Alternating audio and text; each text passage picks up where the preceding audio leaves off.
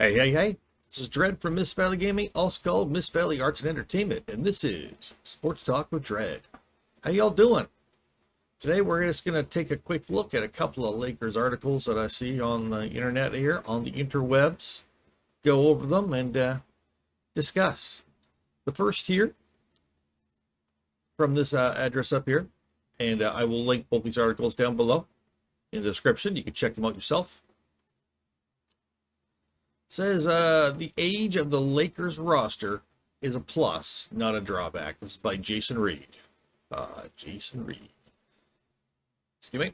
Says the LA Lakers are finally done making moves before the 2021-22 season. DeAndre Jordan plans to sign with the Lakers when he officially can on Monday, giving the Lakers their 14th player on the roster. The team can add one more player, but all signs are pointing to the team leaving the roster spot open for a potential in-season move. Marc Gasol's future still up in the air. Lakers could trade him and open up a roster spot by doing so, but until that happens or Gasol outright retires, the Lakers are done making moves. Many critics, those critics. Many critics are pointing out the age of the Lakers roster as a bad thing for the team. What?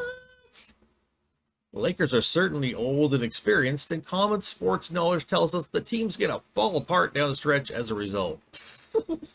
Okay, sure. Sure they are. Ages of the Lakers roster are as follows. Carmelo Anthony, 37. LeBron James, 36. Marc Gasol, 36. Trevor Ariza, 36. Rajon Rondo, 35. Dwight Howard, 35. Wayne Ellington, 33. DeAndre Jordan, 33. Russell Westbrook, 32. Kent Bazemore, 32. Anthony Davis, 28. Kendrick Nunn, 26. Malik Monk, 23.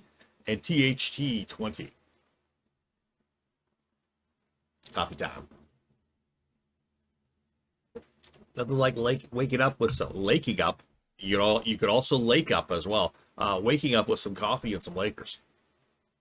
For those counting at home, and I'm sure if you're at home, you've been counting, the average age of the LA Lakers roster will be 32.3 years old by the time the NBA Finals rolls around. 9 of the 14 players will be 33 or older by the time the Finals rolls around. It is easy to be concerned about the age of the team. Not that easy. However, it's ultimately going to help the Lakers, not hurt them. Why the age of the LA Lakers roster is a plus, not a drawback. And I agree with this statement. You take out the why. The age of the LA Lakers roster is a plus, not a drawback. Benefits of the roster are obvious. Age means experience. Safe to say not a single team in the league that even comes close to having the experience the Lakers have. Only players on the team that do not have ample playoff experience are Bazemore, Ellington, and Monk. Even Nunn and Talen Horton-Tucker have been to the NBA Finals, facing off against each other in the 2020 NBA Finals. Lakers have 7 of the top 25 players in the league in playoff minutes. Wow. The Lakers have 7 of the top 25 players in the league in playoff minutes. Think about that. The Lakers have 7 of the top 25 players in the league in playoff minutes. They make up 28% of the top 25. So why shouldn't we be worried about the age of the team falling off late in the playoff run because of the age? It is simple. While old, the LA Lakers have an extremely deep rotation. Like deepest in the league. Yeah. In fact, it's safe to say the LA Lakers roster is the deepest in the league. Thank you, Jason Reed, for echoing exactly what I was thinking. Lakers have 14 players currently signed to the roster. All 14 players are legitimate rotation players that will be part of any rotation on any other team in the NBA. There are no filler spots given out to veterans. I'll be nice. I'm not even going to say that part, but you can read it. No spots given out to young players who won't contribute anything. Every single roster spot has someone who will contribute and help lessen the load off of their teammates. There will naturally be a hierarchy to the rotation. Don't be surprised Lakers go 14 deep during the season. Yes. Limiting everyone's playing time to keep it fresh. Absolutely. You will see all of their players on the roster play. In the regular season, you will see a lot of it. You will see as they get out to leads and stuff, obviously more guys come in. And you're not just going to have, a 9-man rotation on this team. everybody's going to be capable of playing, and everyone will play. Despite the team's age, good chance to enter the playoffs as the most well-rested team in the league. That's friggin' amazing, but probably true. Only player I could see getting massive minutes in the rotation is Russell Westbrook. I also agree. Probably him and Anthony Davis. Anthony would probably be second. And I wouldn't be surprised if by at some point in the year you find that Taylor Horton-Tucker is right up there too. Who will start to take more of a backseat to LeBron and Davis when things start to matter. Maybe. Find another team that is 14 deep in legitimate rotational players. Yep, go ahead. Find one. Anybody? Anybody? Only 3 players on this Lakers team averaged fewer than 20 minutes per game last season. Bazemore averaged 19.9 minutes per game, and Gasol averaged 19.1, and Howard averaged 17.3. Yes, the LA Lakers roster is old, but it is also constructed to negate the drawbacks of having an old roster while maximizing the benefits of having an old roster. Roster construction 101, and Rob Pelinka has done an excellent job. He really has. I mean, he's still pretty new at the general manager game. Did he make some mistakes last year? Yeah, he tried some things. He did. And I don't know if he listened to other voices and that's why he tried them, or he just made some mistakes.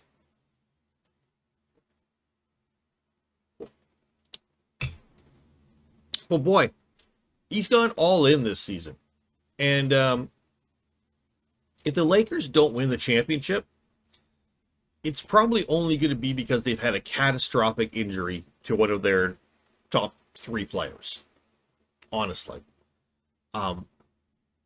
Without that happening, I would put their chances of winning the title at, 98 out of 100?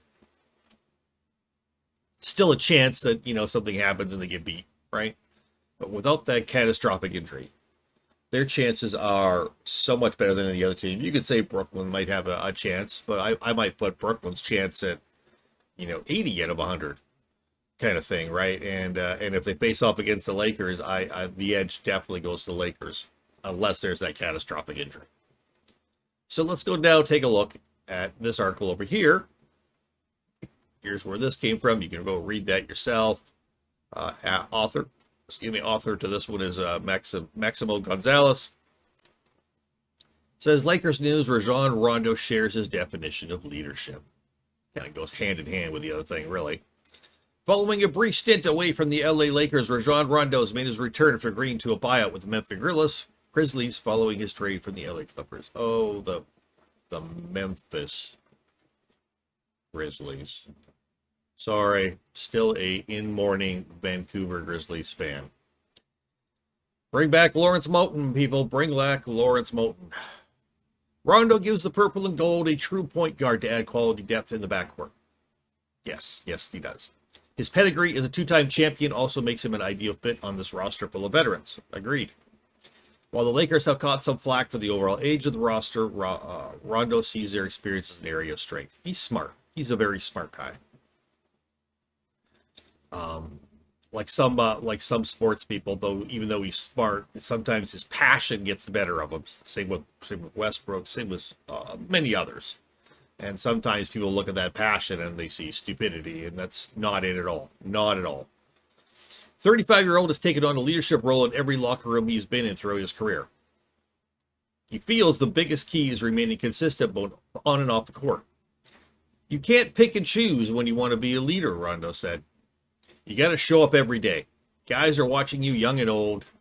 You're being critiqued or judged regardless of the outcome of how you feel that morning. You just try to show up and be consistent, and no one likes a guy that just talks about it. You do your work. You do it with your discipline and consistency.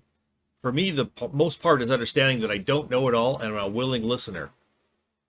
That's awesome. And I can learn from Malik Monk versus Trevor Ariza. I have an open mindset, not being closed off, thinking you know it all, I think is a big key, as well as being a leader and things I've grown from in my past. What a good guy. Rondo's made it clear that winning another championship is a main goal for him. However, he's willing to play any role the team needs him to make it come to fruition. Excellent.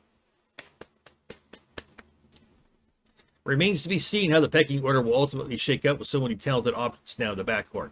Westbrook leads a fleet of combo guards such as Kendrick Nunn, Malik Monk, and Taylor Horton-Tucker.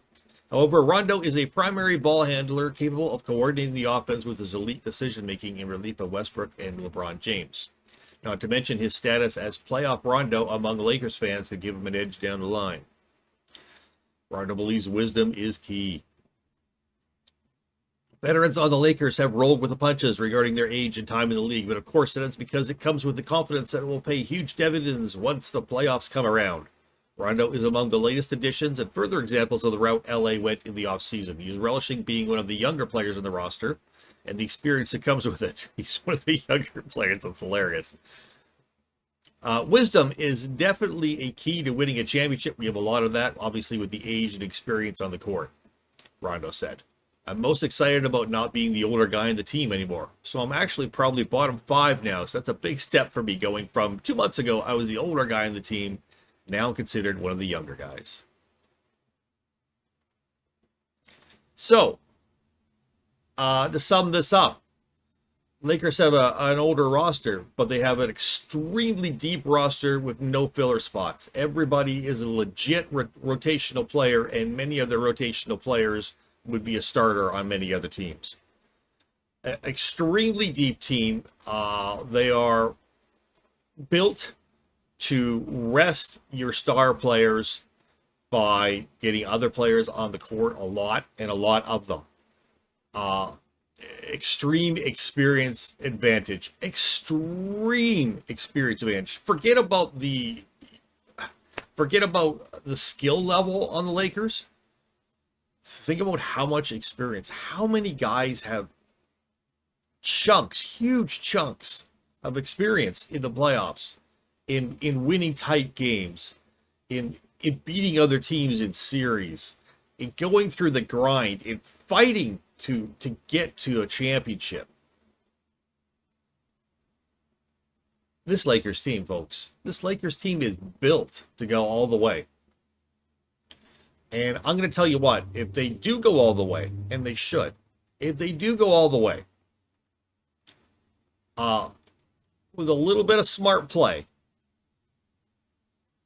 and the old Lakers family approach to things, they can run this back and do it again the next year as well. Now, they're not going to have the exact same players next year.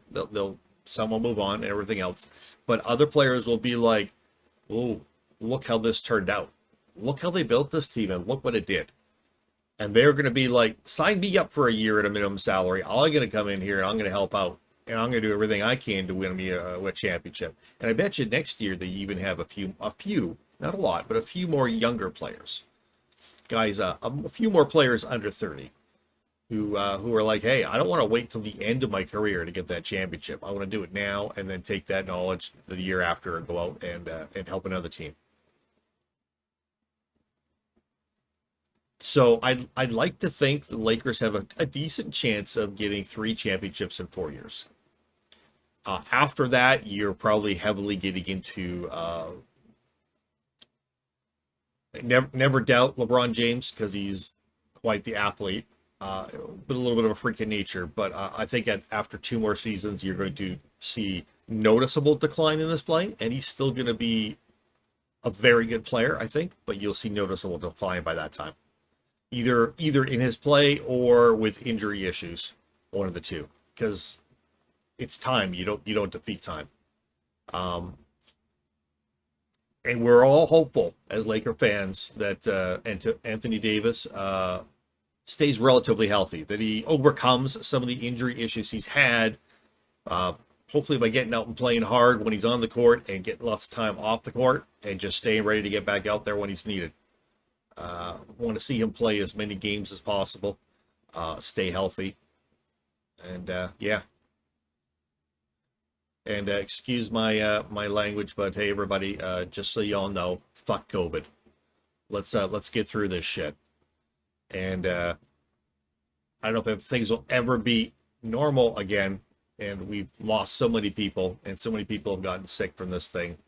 But let's get through this. Let's get as many people as we can vaccinated.